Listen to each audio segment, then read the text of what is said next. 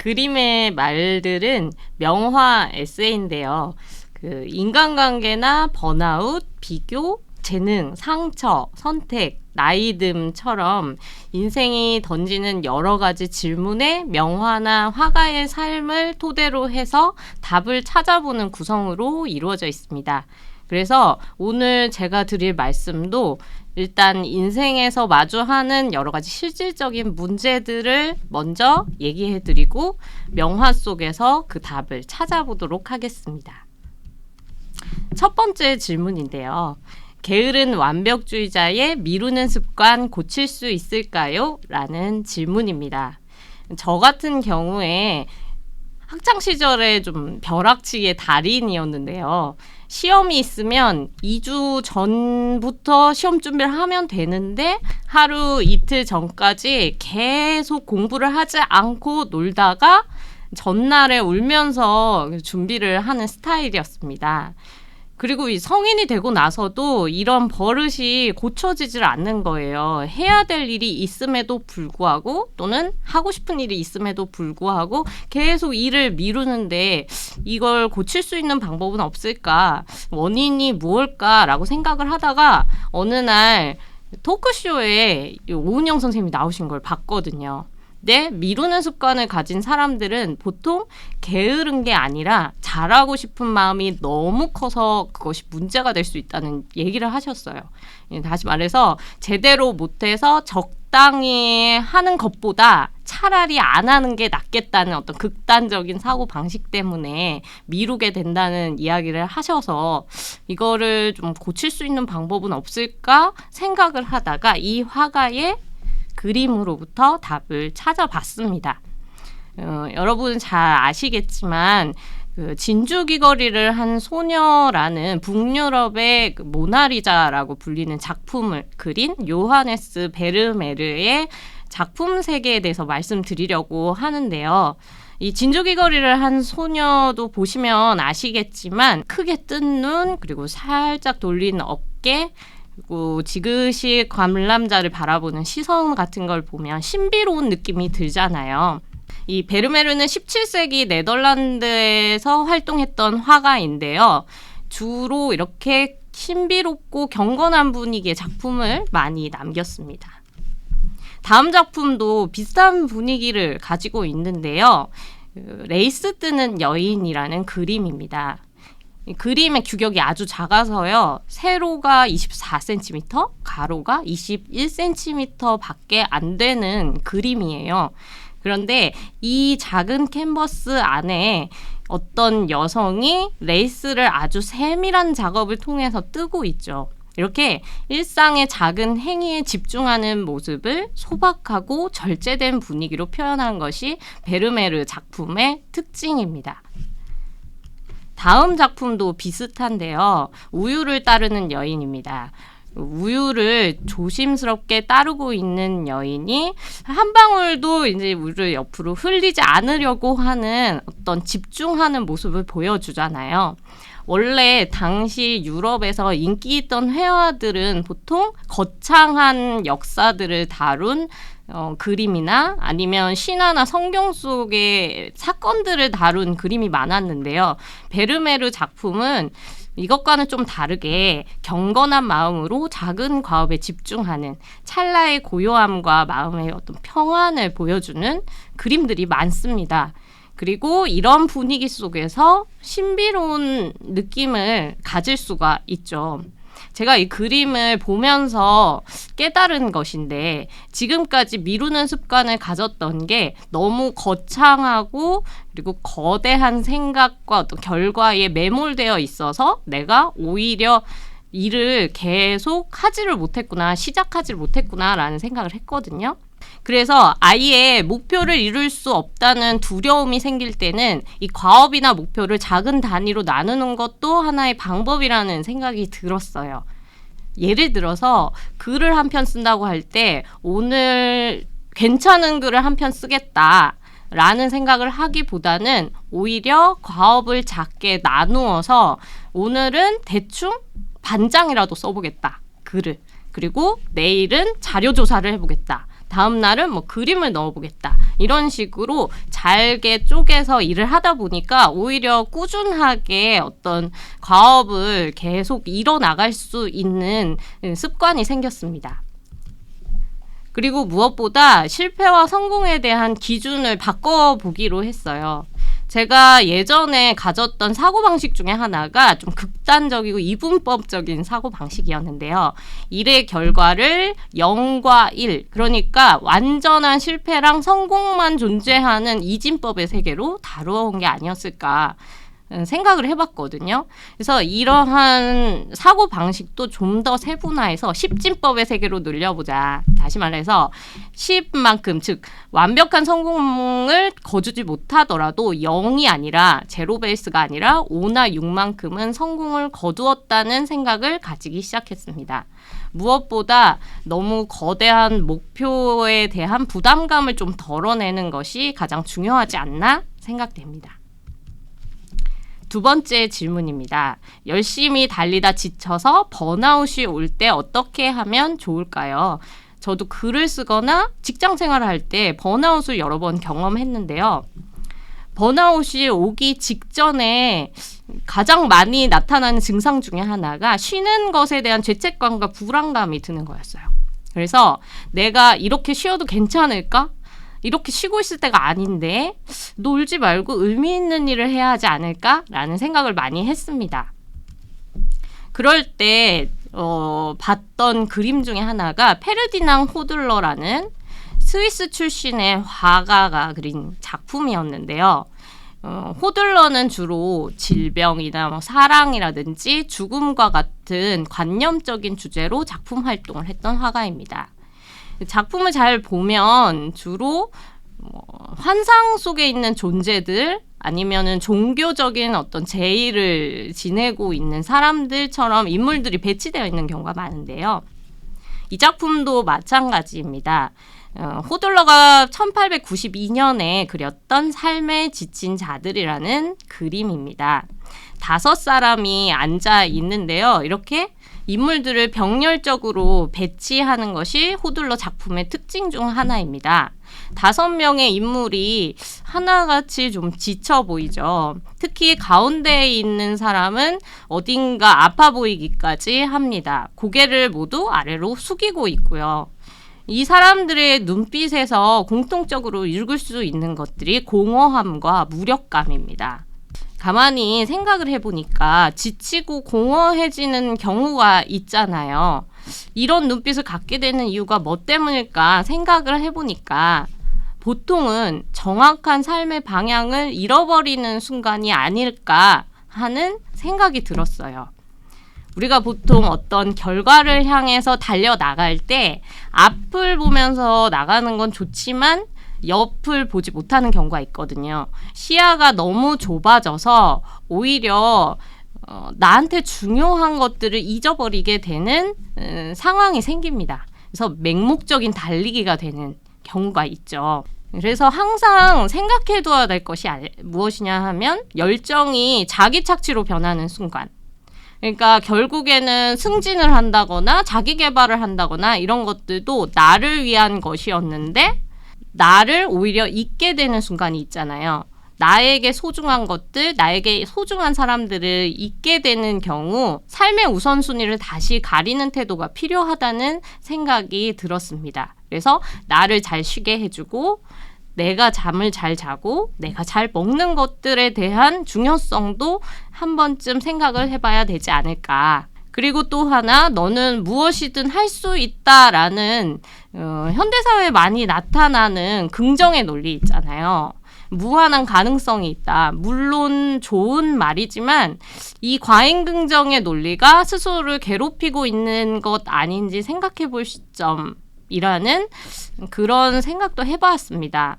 다시 말해서 내가 무엇이든 할 수 있다라는 것보다 내가 할 수 있는 것과 내가 할 수 없는 것들, 내 능력치의 한계를 잘 인정하고 그 안에서 열정을 발휘하는 것이 바람직한 노력의 형태라는 생각이 들어요. 세 번째 질문입니다. 꿈꾸는 분야에 재능이 없을 때 어떻게 해야 할까요? 그 영화 아마데우스를 보면 타고난 천재인 모차르트가 나오죠. 그리고 노력형 수재인 살리에르가 나옵니다. 살리에르는 나름대로 자신이 이제 최선을 다해서 궁정음악가가 되는데 몇 분 만에 작곡을 해내는 모차르트를 보면서 좌절감에 빠지죠. 우리가 간절하게 꿈꾸는 바가 있어서 이렇게 꿈을 향해서 달려나갈 때 재능을 가진 사람들이 눈에 띄는 경우가 있어요. 이런 사람들을 보게 되면 경외심이 들기도 하지만 질투의 감정이 샘솟기도 하죠. 그리고 또 하나 나의 재능에 대한 회의감이 들기도 합니다. 그래서 타고난 재능이 없으면 차라리 꿈을 포기하는 게 좋지 않을까? 이게 시간 낭비 아닐까? 라는 생각이 들기도 하죠. 저도 이런 생각을 몇 번 해본 적이 있는데요. 이럴 때 도움을 주었던 것이 알폰소 무하라는 화가의 작품 3개입니다. 무하는 체코 출신의 화가인데요. 19세기에 유행했던 아르누보라는 양식의 선구자입니다. 작품을 잘 보시면 식물의 어떤 덩굴 줄기나 꽃의 줄기 또는 여성들의 휘날리는 머릿결 같은 곡선을 살린 작품들을 많이 남겼고요.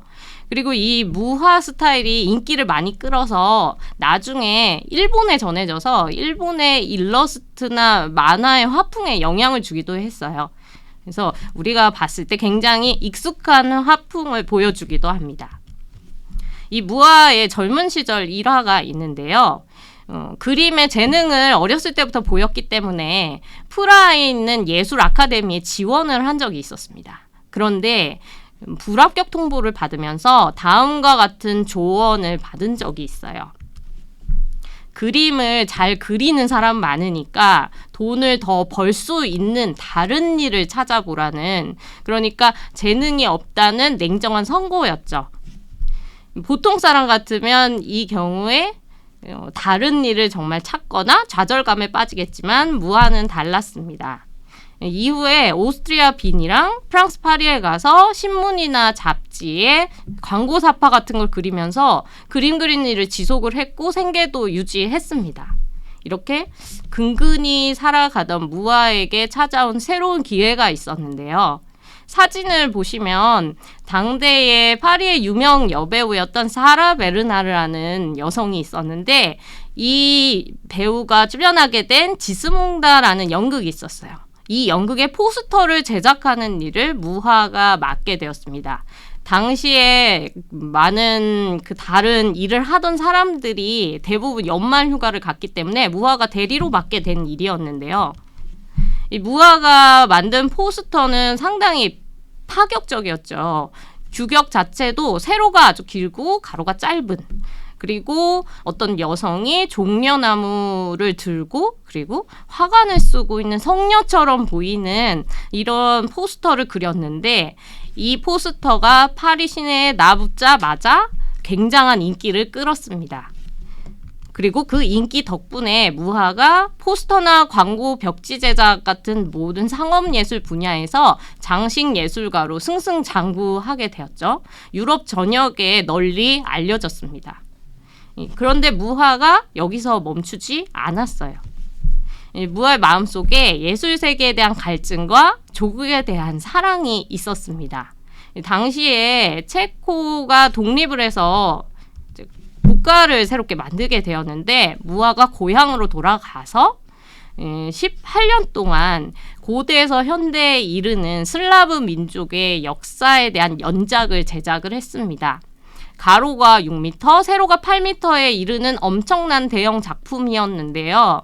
이 연작 20점을 그리게 되었는데 제목이 슬라브 서사시라고 합니다.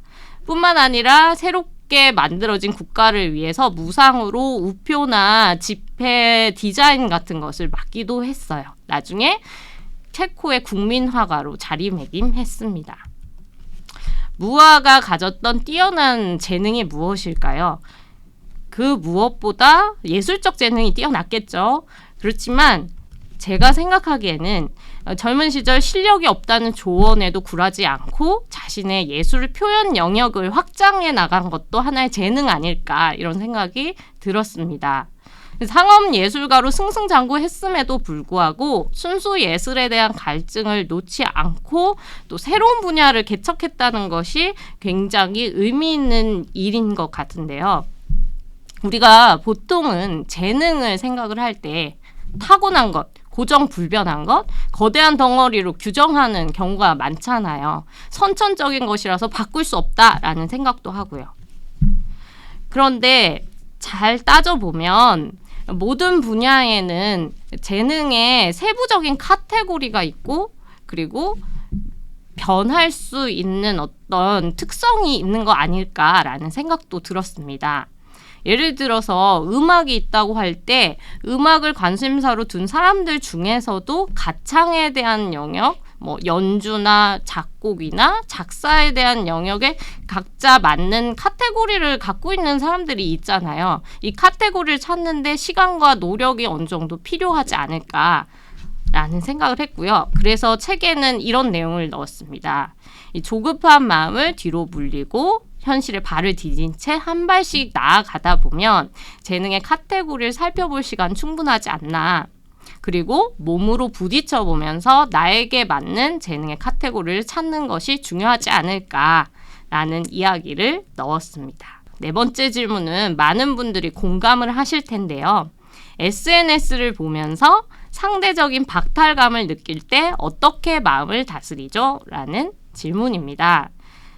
SNS 속에 있는 타인의 삶은 보통 행복해 보이고 그리고 화사하게 보이고 그에 비해서 내 삶은 굉장히 초라하게 느껴질 때가 있죠. 요즘에는 카페인 우울증이라고 해서 SNS를 보면서 오히려 더 우울해지는 증상도 있다고 하는데요. 저는 이럴 때 디에고 리베라라는 화가의 작품을 봅니다. 디에고 리베라는 20세기 멕시코 예술계를 대표하는 국민 화가로 불리는 인물인데요. 특히 그 프리다 칼로라는 유명한 화가의 남편으로도 알려져 있죠. 보통은 프리다 칼로가 바람둥이 남편을 둬서 이제 속을 많이 썩었다 이런 이야기가 유명하기 때문에 리베라의 작품 세계가 많이 알려져 있지 않은 경우가 많거든요. 그런데 사실 리베라는 그 멕시코 민중들, 고단하게 살던 민중들의 모습에 큰 관심을 가지고 민중벽화를 많이 그렸던 인물입니다. 이 작품도 마찬가지인데요. 1942년작 꽃을 파는 여자입니다. 이 작품을 보면 화면의 대부분을 차지하고 있는 것이 순수와 환희를 의미하는 하얀색 카라꽃이에요. 이 카라꽃의 아름다움이 빛나긴 하지만 시선을 좀 더 아래쪽으로 내려보면 어떤 여성이 이 꽃의 엄청난 무게를 책임지기 위해서 어렵게 무릎을 꿇고 앉아 있는데요. 이 그림을 통해서 리베라는 무엇을 나타내고자 했을까요? 당시에 생계 유지를 위해서 꽃을 나르고 팔던 가난한 멕시코 민중들이 많았거든요. 특히 경제적이고 정치적 불안정이 심한 상태였기 때문에 이 가난한 이들이 많았고 그리고 화려함과 아름다움의 상징인 꽃도 어떻게 보면 가난한 이들에게는 삶의 어려움과 착취의 상징일 수 있다라는 것을 화가는 나타내고자 했습니다. 작품을 보면서 저는 이런 생각도 했는데요. 보통 우리가 눈에 보이는 타인의 삶은 아름다워 보이잖아요. 꽃처럼. 그래서 근사하고 멋져 보이는 삶이 보이긴 하지만 사실은 그 평범하고 즐거워 보이는 삶을 짊어지기 위해서 각자가 책임지고 있는 무게가 있지 않나 라는 생각도 들었습니다.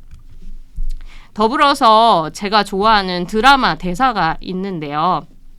드라마 블랙독이라는 그 작품에서 한 인물이 평소에 예전에 부러워하던 다른 인물을 보고 이런 이야기를 해요. 저는 사는 게 꼭 1000m 오래 달리기 하는 것 같았는데 선생님은 사는 게 놀이터구나 이런 생각을 했었다. 그런데 다시 와보니까 사는 게 놀이터인 사람은 없는 거지 이런 생각이 든다는 이야기를 건넵니다. 우리가 보통 원거리에서 보는 타인의 삶은 굉장히 즐거워 보이고 놀이터처럼 보이지만 사실은 모든 사람이 자신의 짐을 짊어진 채 오래 달리기를 할 수도 있다는 사실.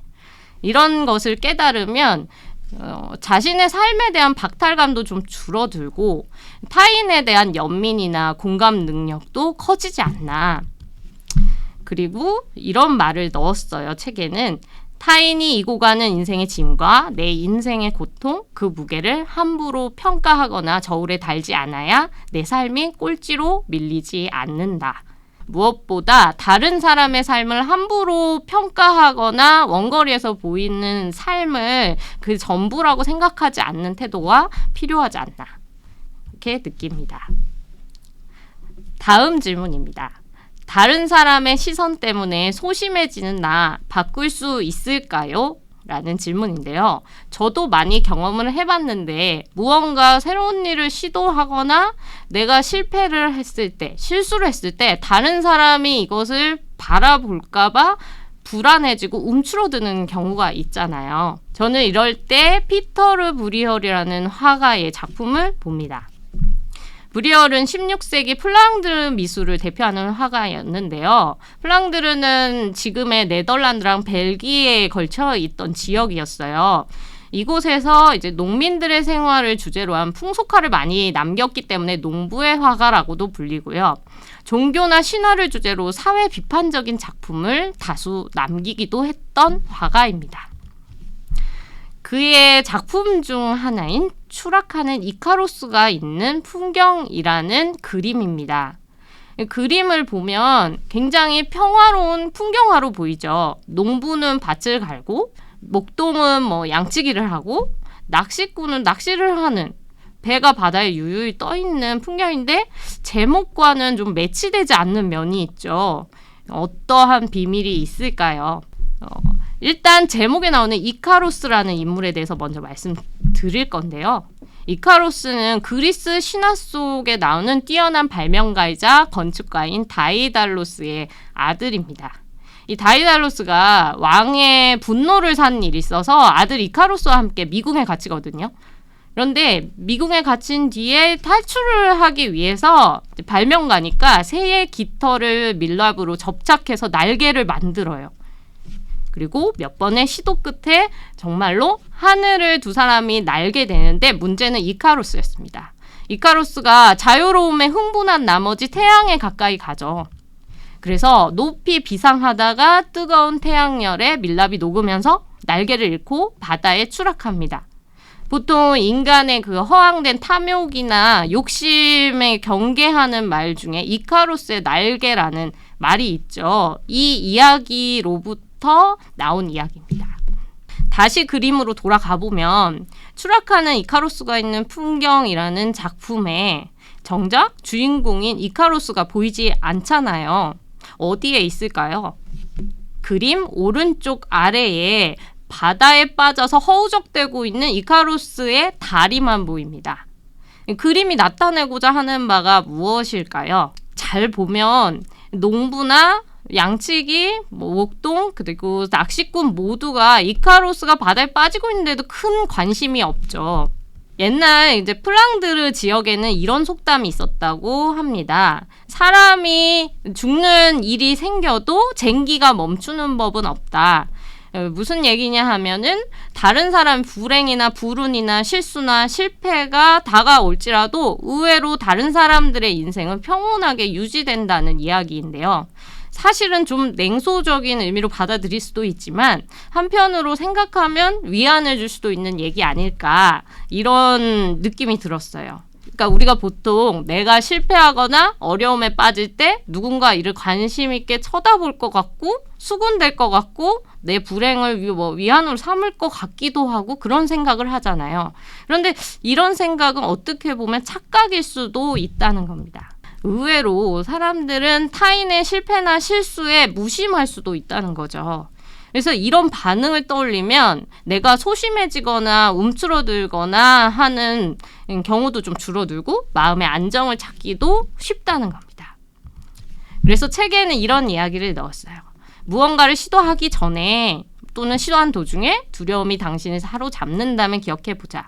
누구도 당신의 실수나 실패를 구경하기 위해 관중석에 앉아있지 않다. 그 관중석에는 아무도 없다. 타인의 반응을 생각을 지나치게 한다거나 좀 자의식이 과잉이 되는 경우가 있잖아요. 나를 중요하게 볼 것만 같은 느낌. 그런 느낌을 조금 내려놔도 된다라고 말씀드리고 싶습니다. 6번째 질문입니다. 새로운 일을 시도하는 게 점점 두려워져요. 어떤 마음가짐이 필요할까요? 저도 나이를 먹다 보니까 점점 새로운 일, 낯선 일을 시도하고 가보지 못했던 곳을 가는 이런 것들이 귀찮아지기도 하고 힘들어지기도 하고 두려워지더라고요. 이럴 때마다 생각하는 인물이 있습니다. 헤라클레스, 그리스 신화 속의 아주 유명한 영웅이죠. 헤라클레스는 제우스와 인간인 알크메네 사이에서 태어난 인물입니다. 제우스의 아들답게 초자연적인 힘을 지니고 태어났고 그리고 수많은 임무를 수행한 후에 올림푸스의 신의 반열에 오른 영웅이기도 하죠.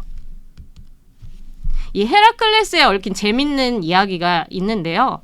이 18살이 될 때까지 이렇게 평온하게 일상을 유지하던 헤라클레스가 어느 날 ним프 2명의 방문을 받게 됩니다.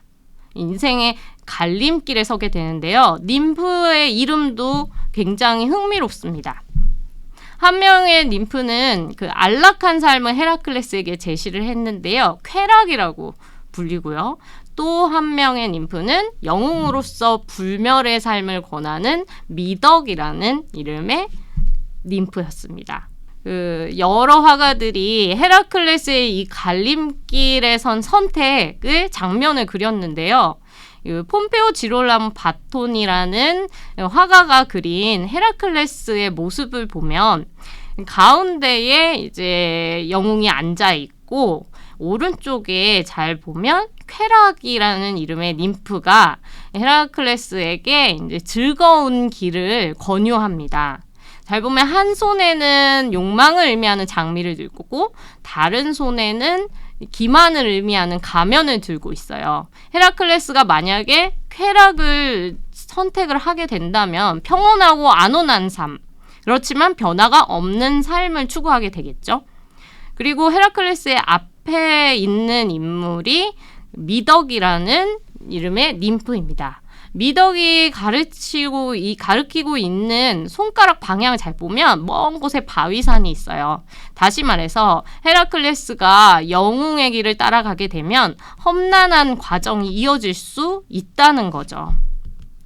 이 작품이 던지는 질문이 있다는 생각이 들었습니다. 인간의 삶에도 이런 갈림길이 있을 때, 새로운 일을 시도할 때 우리는 고민을 하게 되잖아요.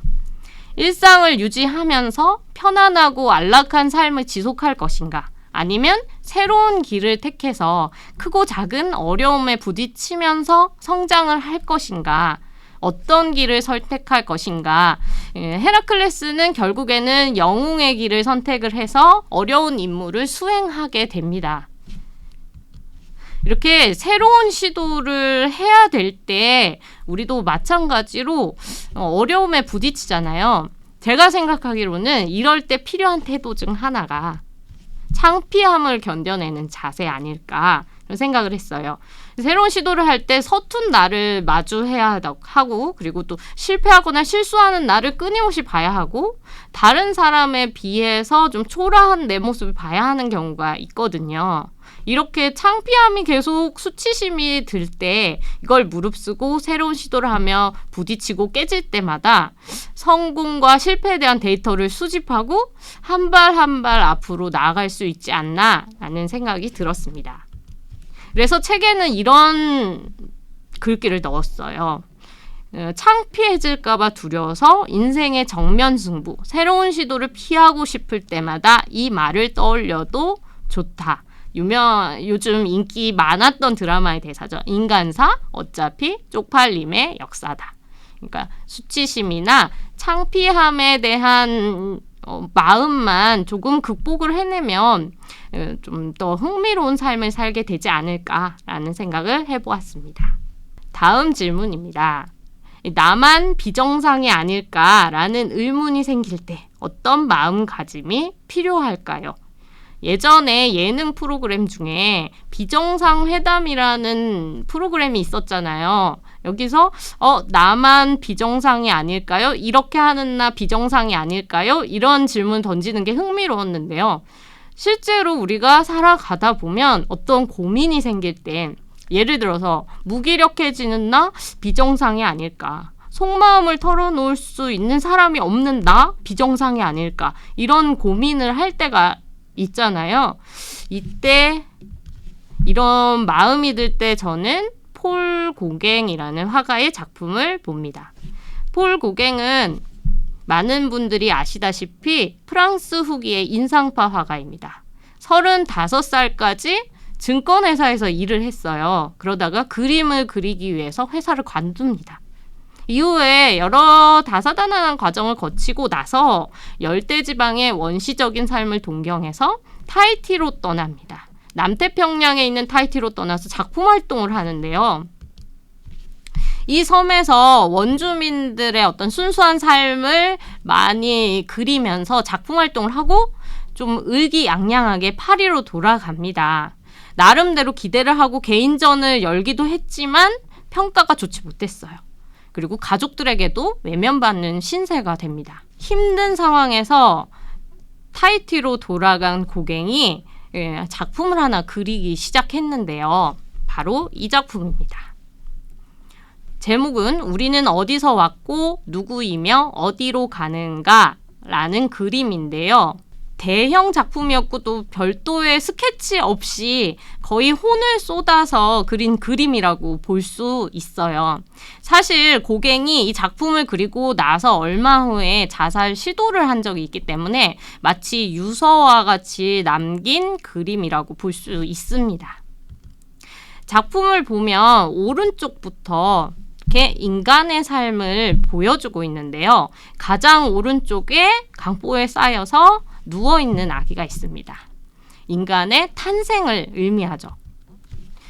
가운데 보면 열매를 따면서 부지런히 움직이고 있는 청년이 보입니다. 인간의 어떤 치열한 삶을 의미합니다.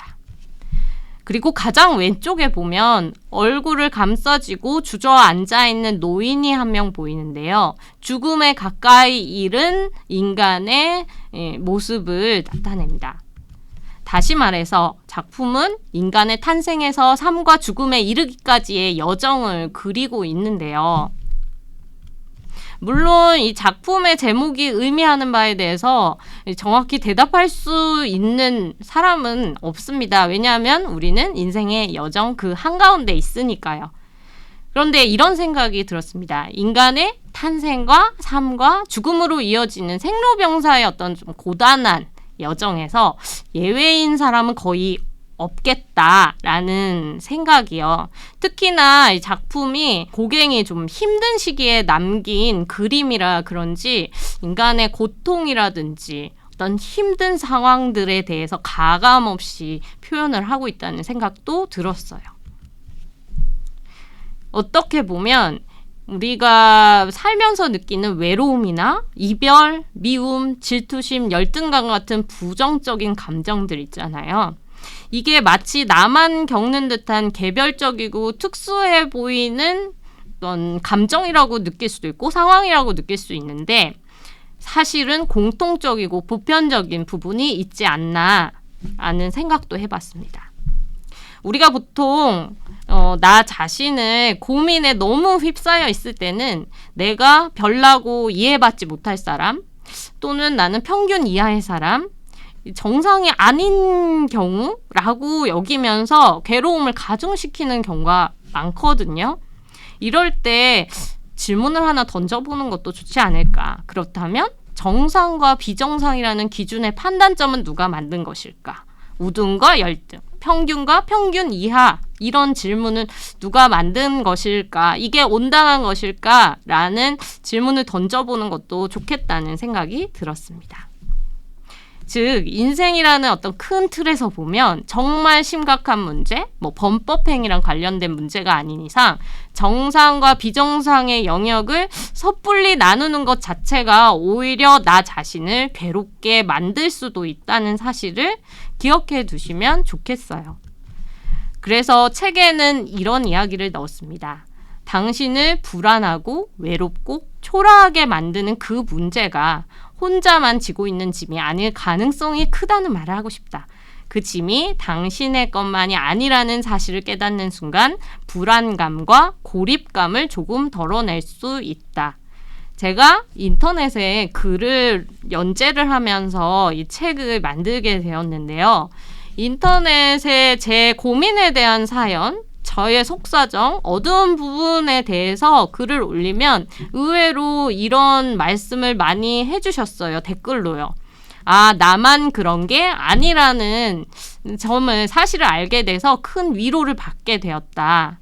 그래서 나의 문제가 굉장히 개별적인 것으로 보이기도 하지만 인류가 공통적으로 가지고 있는 문제, 다른 사람도 어떻게 보면 가지고 있는 문제라는 걸 깨달을 때 오는 마음의 안도감 그리고 연대감이 있습니다. 그런 점들을 잘 기억해 두시면 좋을 것 같습니다.